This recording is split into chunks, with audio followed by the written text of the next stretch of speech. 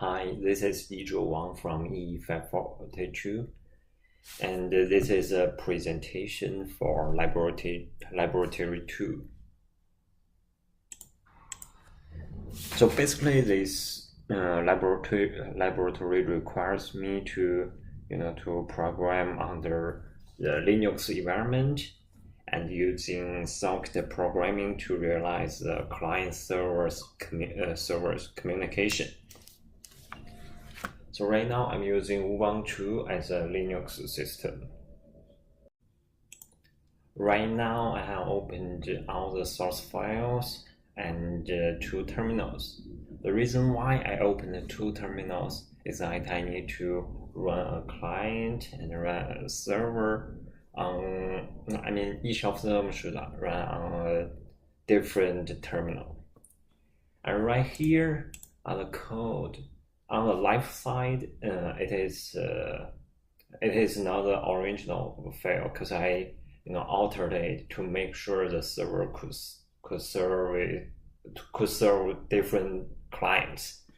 And on the right hand side, there are the original files called server org. Org stands for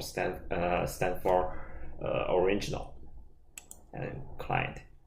So I'm going to compile the both original files on the two terminals. So here, let's see, the client original and server original are both in this directory.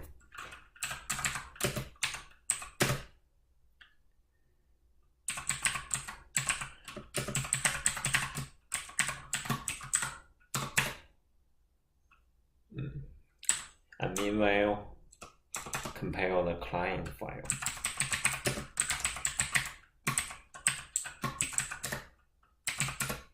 As we can see, the client and server in the green font, that is executable files. So right now I'm going to execute the server using port like 10,000. So here it is the server running, waiting for a potential client. And then here in another terminal, I'm gonna run the client.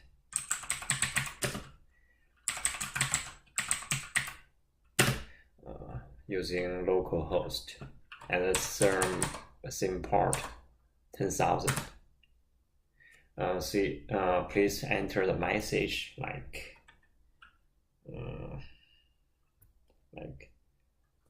987654, and I can see that I got your message. And on the server's terminal, here is a message 987654, and the server is just being terminated automatically after having received the message.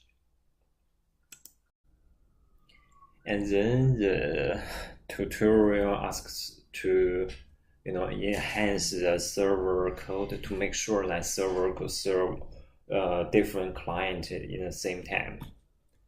So basically it's to add infinite loop and to use a fork function to add the child processes. So on the right hand side, it is the original code, and on the left hand side here, this part is exactly the same with this part. But after that, we are going to using a fork function, and when PID is equal to 0, that means during the child process, we are going to do something, like do stuff in the tutorial, but right here. So it's basically the same as here on the original file, and then finish the infinite loop. That's all. So save it and then compile it. still using the terminal to compile the new server file. So this time using server.c. No error, no warning. Then execute the server. And the same part. So right now the server is waiting to do the service. Then client.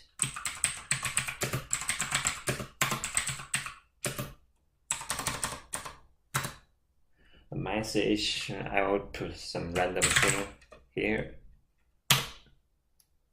And see, on the server side, he got the message, but he didn't quit. And on the client side, it finished sending the message. It's just a quit as is. Let's try to send another message.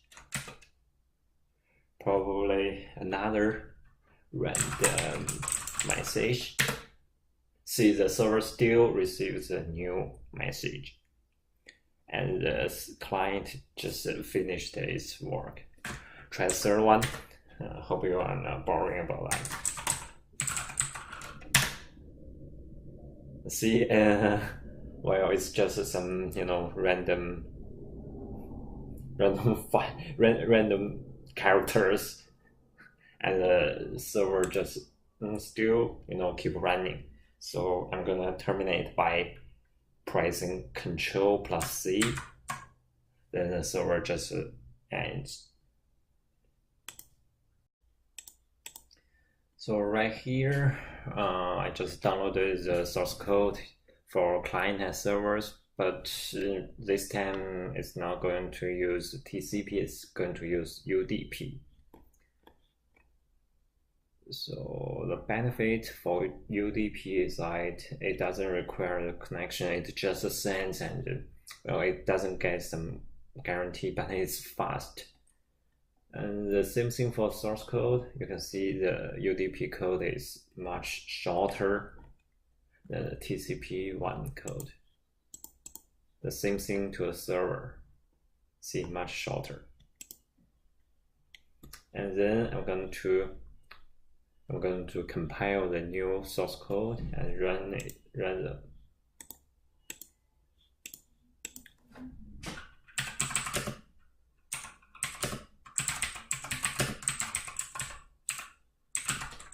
Oops. Yeah.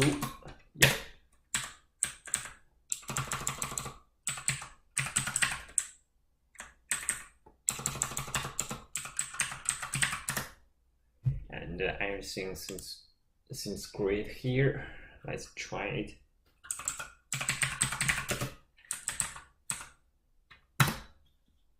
See, the server just running now, waiting for a message. The client. Now this time I don't need to type in the host name. I just need to type in the port number and just send the message. The message is probably some random word. Here, see, the server just got the random word I just sent. This is the UDP connection.